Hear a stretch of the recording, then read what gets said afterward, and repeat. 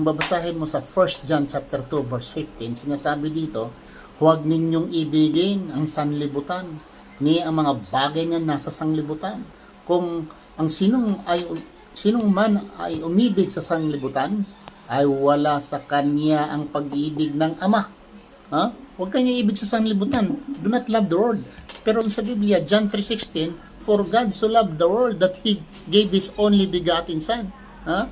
Ang Diyos daw ay umiibig sa mundo that He gave His only Son. Bagkus ang Biblia nagsasabi, huwag mong ibigin ang mundo. Alam ko may mga palusot kayo. Alam ko may mga rason kayo.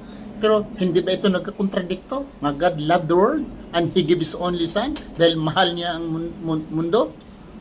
Dahil naman, iba namang teksto dito naman sa 1 John chapter 2 verse 15. Huwag niyong mahalin ang mundo.